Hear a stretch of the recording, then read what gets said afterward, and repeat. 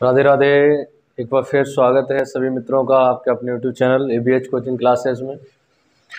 साथियों, जैसा कि हम पिछले अपनी संस्कृति कक्षा को लेकर के आगे बढ़ रहे हैं तो कुछ विलम्ब हो जाता है, कुछ आकस्मिक कुछ घटनाएं ऐसी हो जाती हैं जिसकी वजह से क्लास कक्षा बाधित हो जाती है।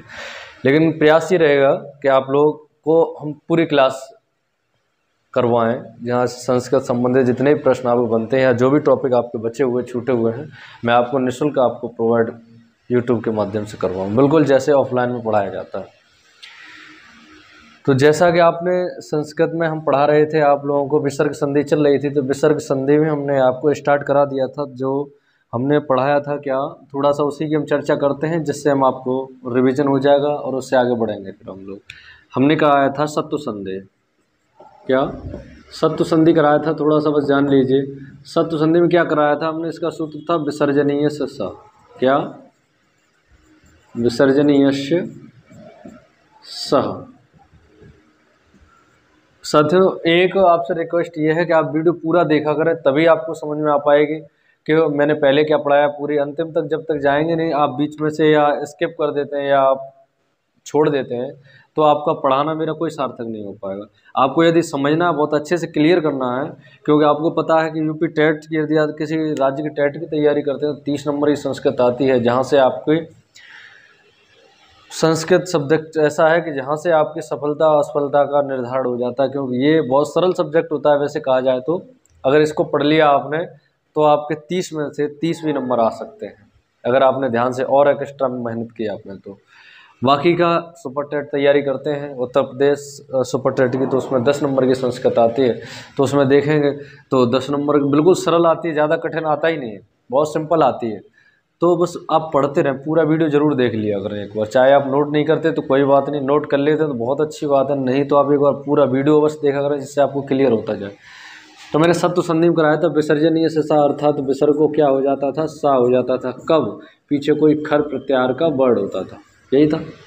हमने कहा था कि पीछे कोई खर प्रत्याहार का वर्ड हो तो क्या होता था, विसर्ग को सा हो जाता था, बिल्कुल यही था। अब हम आगे संधि हमारी चलेगी रुत्व संधि। कौन सी? रुत्व संधि, ठीक है। अब इसी को हम रिलेट करके चलाते हैं। तो रुत्व संधि का सूत्र क्या रहता है, सा सजसो सा सजसो रू, ठीक है, सा सजसो रू। इसे आप समझ लिया होगा, नोट कर लिया होगा, और विस्तृत यदि जानकारी चाहिए तो पिछली वीडियो आप देख सकते हैं, उसमें पूरा क्लियर हो जाएगा आपको, ठीक है। तो अभी हमने क्या बताया था कि सत्व संधि में हमने कहा था विसर्ग के बाद कोई खर प्रत्याहार का वर्ड आया, अर्थात खर में आते हैं प्रथमा और द्वितीय और तीनों सा आते हैं, यही था ना।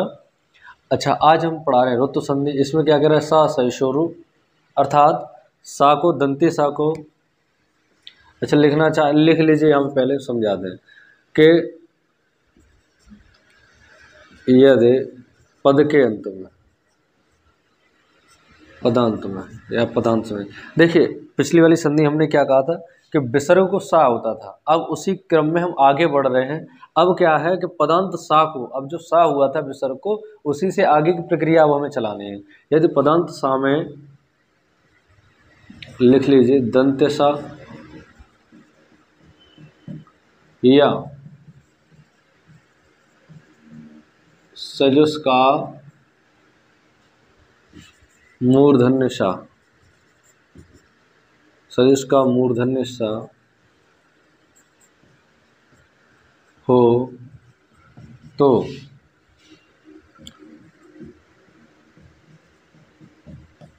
सा के स्थान पर,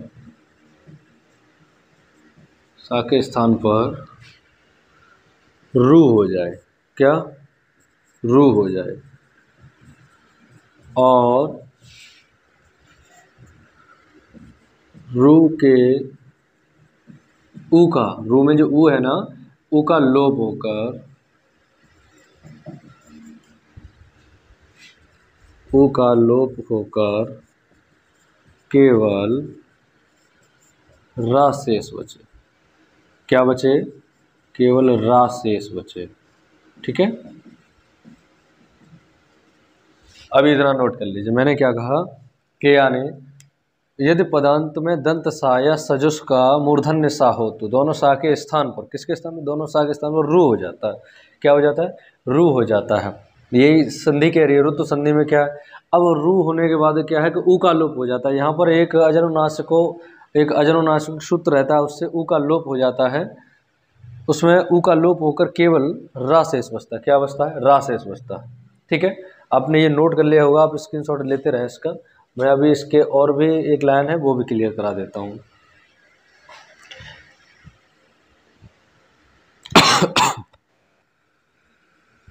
थोड़ा स्वास्थ्य ठीक नहीं है जो, इसलिए थोड़ी कुछ कक्षाएं बाधित हुई हैं। प्रयास है कि आपको कक्षा नियमित मिलती रहे। अच्छा, यहाँ तक आपने लिख लिया है। अभी इसे हम एक लाइन और लिख रहे हैं। क्या हो जाए? पदांत सा दंती सा या मूर्धन्य सा के स्थान पर क्या हो जाए? रू हो जाए, और रू में ऊ का लोप होकर क्या बचे? र बचे। लेकिन सही है, लेकिन किंतु क्या हो कि पूर्व में विसर्ग से पूर्व, या समझ लीजिए पदांत सा से पूर्व क्या? ह्रस्व आ न हो। ठीक है, ह्रस्व आ न हो। बस इतनी चीज़ ध्यान रखने में, ज़्यादा चलेंगे नहीं, केवल अब बस उदाहरण समझेंगे। जैसे अब हमने क्या कहा कि पदांत सा, यानी सा जो अंतिम में होगा, जैसे ये लिख लिया होगा आपने,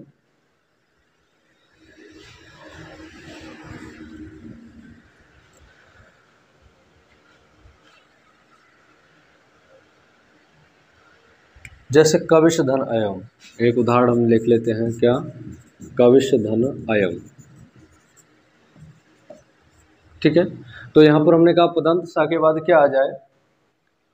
खर प्रत्याहार का वर्ण ना आए, बाकी चाहे कोई सा भी आ जाए। ठीक है ना, बाकी का अर्थात इधर मैं कहना चाहूँ डायरेक्टली यदि कह दूँ तो विसर्ग के पहले ह्रस्व आ न हो। अब इस पहले समझ लीजिए, इसके बाद समझाता हूँ कि सा, पदांत सा को क्या कर देना, हमें रू कर देना, हमने ये पढ़ा है, और रू को क्या कर देना, केवल रा कर देना है। ठीक है, तो क्या बनेगा इधर? कविर, और रा हलंत, इधर क्या है? अयम। तो इधर क्या बन जाएगा? कविरयम। कविरयम। ये कैसा हुआ? देखिए, रा हलंत था और आगे हमारा आ है, तो रा में जाके आ मिल गया हलंत, तो पूर्ण रा बन गया, तो बन गया क्या? कविरयम। ठीक है, अच्छा चलिए, जो मैं इधर समझा, जो चीज़ मैंने लिखाई है वही चीज़, वो बिल्कुल एक शॉर्ट ट्रिक में कह सकते हैं कि विसर्ग से पहले ह्रस्व आना हो, मैंने यही कहा, और विसर्ग के बाद खर प्रत्याहार का वर्ण ना हो, अर्थात वर्गों का प्रथम और द्वितीय वर्ण ना हो। बाकी हो कौन सकते? तृतीय वर्ण, चौथे वर्ण, पांचवें वर्ण, ये हो सकते हैं, और या, व, रा, ला और हा। ठीक है, और स्वर, यानी इनमें से कोई सा ही वर्ण, यानी खर प्रत्याहार, यानी वर्गों के प्रथम द्वितीय वर्ण और तीनों सा, वैसे पीछे कोई नहीं आना चाहिए। बाकी चाहे कोई सा ही वर्ण आ जाए, क्या होगा? विसर्ग को रा बचेगा, रू करके। मैं बता दिया हूँ यहाँ पे पूरी प्रक्रिया कि विसर्ग को पहले रू होगा, रू के बाद रा होगा। मैंने डायरेक्ट ही कह दिया कि विसर्ग को रा कर देना, आपको बस पीछे ये वर्ड देखें। ठीक है, चाहे इसे शॉर्ट ट्रिक समझ लीजिए। चलिए, जैसे और उदाहरण हम देख लेते हैं। जैसे जब विसर्ग को रा हो रहा है, तो ये भी तुम्हें पता है कि विसर्ग के स्थान पे सा होता है। अभी प्रक्रिया नहीं बताया। जैसे मान लीजिए विसर्ग को पहले विसर्जनीय से सा से हमने सा किया, सा को फिर सा सहिशो रू से रुत संधि से हमने रू कर दिया, और रू में से क्या बचता? केवल रा बचता। इसलिए मैंने डायरेक्ट आपको समझा दिया कि जहाँ भी आपको विसर्ग के बाद 3 4 5 यानी तृतीय चतुर्थ पंचम वर्ण, यानी वर्गों के तीसरे चौथे पांचवें वर्ण दिखे, और या वा राला में से कोई वर्ण दिखे, और कोई सब स्वर दिखे, तो विसर्ग को क्या कर देना? रा कर देना। कब? आगे ह्रस्व आ नहीं होना चाहिए। ठीक है, आगे और देख लेते हैं इसके उदाहरण। जैसे गौषधन अहम, क्या? गौषधन अयम कर लीजिए, गौषधन अयम। ठीक है, तो पीछे देखिए क्या है, पीछे हमारा वर्गों में प्रथम द्वितीय वर्ण ना हो, बाकी कोई सा भी। आगे देखिए, आगे ह्रस्व आने में चाहिए, तो क्या बचेगा? रा बचेगा। क्या बन जाएगा? गौरयम। ठीक है, रा हलंत था, ये आ में जाके जुड़ गया, तो रा पूरा हो गया, हमने रा कर दिया, यम पीछे भले गौरयम। ठीक है, और भी इसके उदाहरण देख लेते हैं। जैसे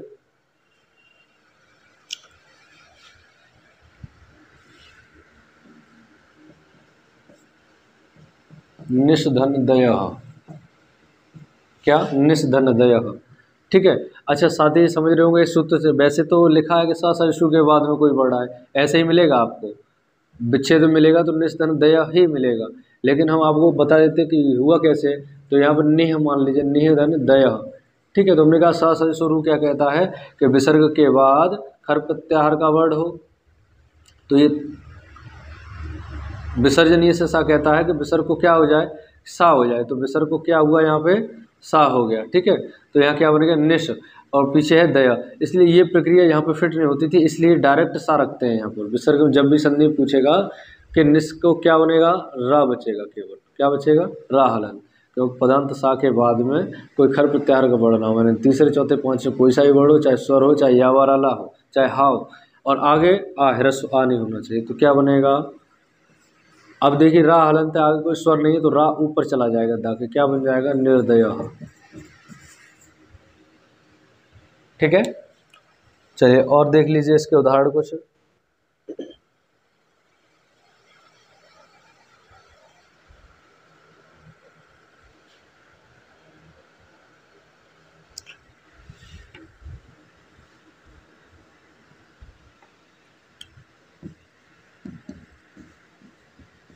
मुनिः धन आगच्छत्,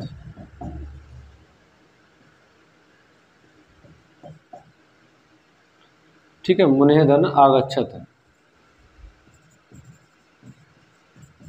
यानी मुनि आते हैं, ठीक है। तो यानी विसर्ग तो विसर्ग को क्या हो जाएगा, रा हो जाएगा। आगे प्रक्रिया आपको पता है कि आगे क्या होना चाहिए, ह्रस्व आ नहीं होना चाहिए, और पीछे कोई सा ही वर्ड हो प्रथम द्वितीय को छोड़ करके, तो क्या बन जाएगा इधर, मुनिरा गच्छत, ठीक है। इसमें ज़्यादा कुछ नहीं है, बस खत्म करते हैं इस संधि में।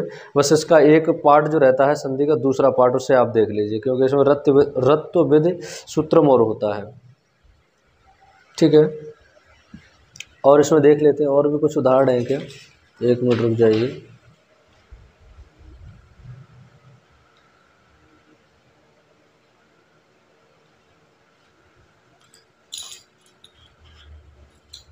चलिए अगला हम इसी का सेकंड पार्ट देख लेते हैं, रत्व विधि सूत्रम। देखिए ये ज़्यादा इम्पोर्टेंट भी नहीं कह सकते और ज़्यादा हम इसको हल्के में भी नहीं ले सकते, ध्यान रखना। ये संधि कभी कभी पूछ ली गई है, ये लेवल थोड़ा उच्च हो जाता है और कुछ नहीं है। चलिए इसको भी हम क्लियर करा देते हैं, लेकिन वीडियो को पूरा ज़रूर देखते रहा करें, कुछ ना कुछ नई चीज़ें आपको मिलती रहेंगी इसमें। रत्व विधि सूत्रम, रत्व विधि सूत्रम, इसलिए मैं कहता हूँ वीडियो को आप पूरा जरूर देखा करें, बीच में नहीं छोड़ना, नहीं तो आपको ये लगे कि सर जो क्लास में पढ़ाते हैं वही यहाँ पढ़ा रहे हैं। यहाँ कुछ अलग भी रहता है, कुछ नई चीज़ें मिल जाती हैं हमें, तो हम वो चीज़ आप लोगों को बताते हैं और अधिक से अधिक अपडेट करने में रहते हैं कि आपको अपडेट करना है। तो रत्व विधि सूत्रम का इसका सूत्र रहता है रो शोप, क्या, रो शोप, नोट कर लेना अच्छे से, रो शोप, ठीक है। ये अवग्रह है, रो शोप, यानी ये क्या कहता है कि रा कब हो जाए, पीछे कोई अशुभ, अशुभ का मतलब समझ रहे हो, अर्थात शुभ प्रत्याहार का वर्ड ना हो, कैसा हो, शुभ प्रत्याहार का कोई वर्ड ना हो और आगे क्या हो, रा हो, ठीक है। तो अब इसी चीज़ को हम समझ लेते हैं, जैसे हम लिख लेते हैं इसी चीज़ को, र अशुभ, क्योंकि ये संधि बहुत से लोगों ने तो पढ़ी नहीं होगी, इसमें नया आ गया, लेकिन इसका उदाहरण कभी कभी पूछ लेता है हर गढ़ वगैरह, तो इसलिए मैं आपको बता देता हूँ। जैसे मान लीजिए यदि पद के अंत में ना वर्ड हो, लिखिए यदि पद के अंत में ना वर्ड हो, क्या, ना वर्ड हो, और पर वर्ड में कोई सुप प्रत्यय ना हो, तो ना को रा कर देते हैं, ना को क्या कर देते हैं, रा कर देते हैं। ठीक है, इस चीज इसको आप नोट करिए। यानी सुप प्रत्यय क्या होते हैं, 21 सुप प्रत्यय होते हैं, मैं अभी लिखा दूंगा, नोट करा दूंगा, परेशान नहीं होना। यानी क्या है कि पद के अंत में ना वर्ण हो और पर वर्ण में, यानी या बाद वाले वर्ण, पर का मतलब बाद वाले वर्ण, और सुप प्रत्यय का वर्ण ना हो। ठीक है ना, सुप प्रत्यय का वर्ण ना हो तो ना को क्या कर देते हैं, रा कर देते हैं। ठीक है, हो गया नोट, ये नोट कर लो, फिर आगे नोट कराएं, नोट करते रहिए साथ ही साथ में।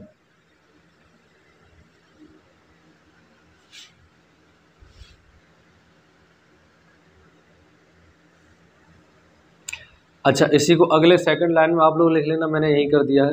यदि पद के अंत में ना वर्ण हो और पर वर्ण में, यानी बाद वाले में, कोष्टक में कर लेना। ठीक है, जो कि आपको समझने में दिक्कत ना हो कोई।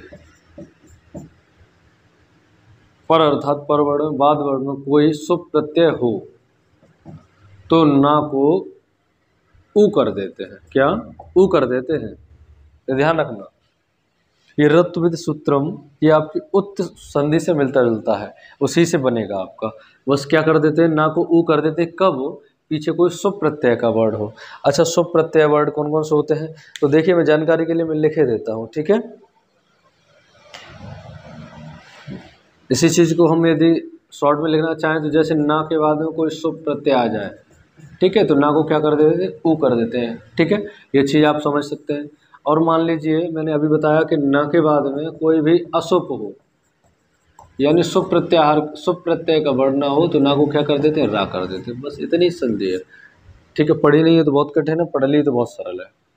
चलिए, अब मैं इधर आप लोगों को, आपको सुप प्रत्यय जो है 21 प्रत्यय होते हैं, वो मैं आपको बता देता हूँ। ठीक है, जैसे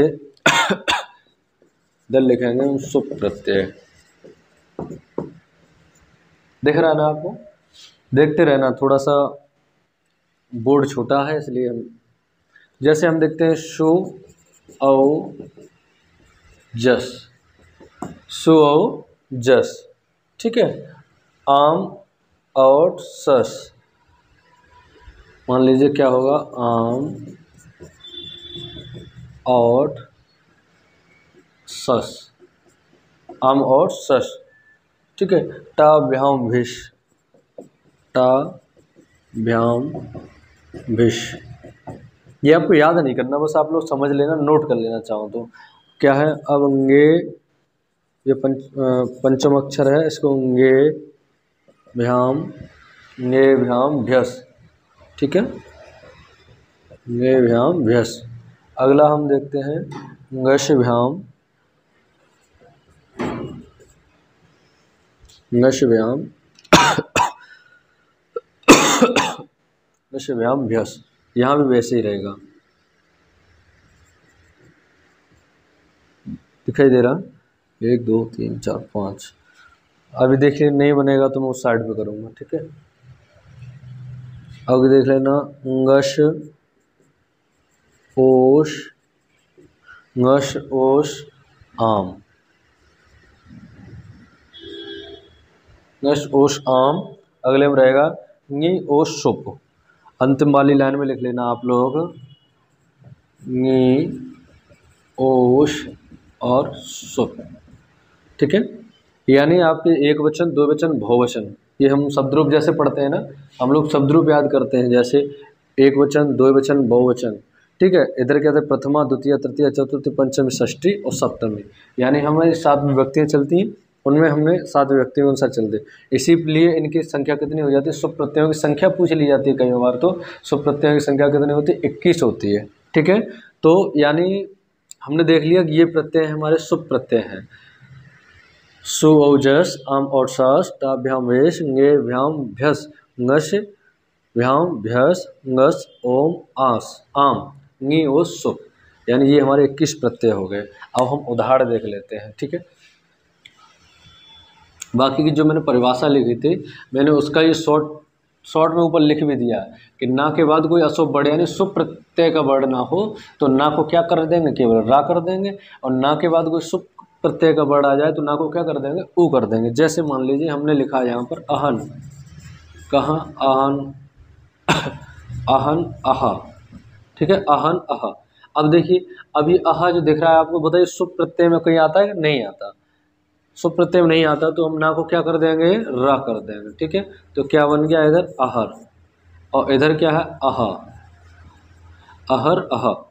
तो अब जब हमारा रा हलंत है जहाँ में आ में जुड़ जाएगा तो क्या हो जाएगा, अहर अहा, अहर अहा।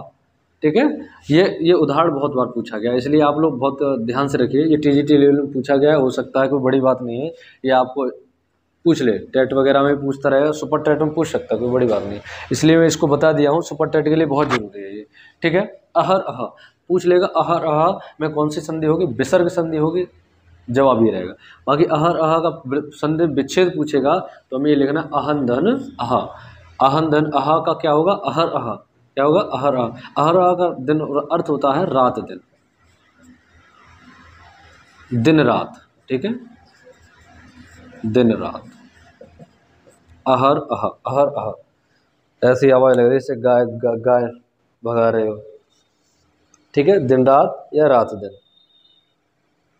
अगला इसी का एक और उदाहरण देख लेते हैं, जैसे ये नोट कर लेना, ये आप लोग इम्पोर्टेंट है इसलिए बता रहा हूँ। अगला आहन धन अहा। ठीक है, इसी को अब हम दूसरा एक उदाहरण करते हैं, आहन धन गढ़, आहन धन गढ़। तो अब देखिए पीछे क्या है, ना के बाद में गढ़, ये गढ़ हमारा देखिए आपके सुप प्रत्यय में आता है कि नहीं आता, कहीं आता हो तो देखिए, वैसे आता तो नहीं है लेकिन फिर भी आप लोग देख लीजिए, आहन धन गढ़। जब पीछे हमारा सुप प्रत्यय का कोई वर्ड नहीं है तो ना को क्या कर देंगे, रा कर देंगे, बन जाएगा क्या आहार, इधर क्या है गढ़ा। ठीक है, और रा जब आगे कोई स्वर नहीं है तो क्या करेगा, व्यंजन के ऊपर चला जाएगा, क्या बन जाएगा अहर गढ़ा, अहर गढ़ा, अहर गढ़ा यानी दिन का समूह, दिन का समूह। ठीक है, पूछ लेगा आहार गढ़ का संधि विच्छेद बताइए, तो करेंगे आहन धन गढ़ा, आहन धन गढ़ा बनेगा अहर गढ़ा, अहर, अहर अहा का क्या बनेगा, आहन धन अहा। ठीक है, ध्यान रखना। इसी के और एक उदाहरण जैसे सुप प्रत्यय वाला ले लें, जैसे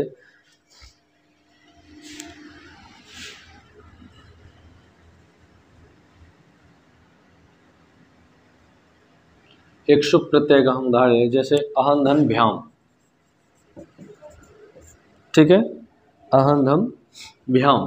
तो अब देखिए यहाँ पर भ्याम हमारा सुप प्रत्यय में है कि नहीं, देखिए यहाँ पर भ्याम हमारा, जैसे हम आप दो वचन के जब रूप पढ़ते हैं ना, तो तृतीय चतुर्थी पंचमी में भ्याम भ्याम आता है जहाँ, देखिए जैसे रामाभ्याम रामाभ्याम रामाभ्याम।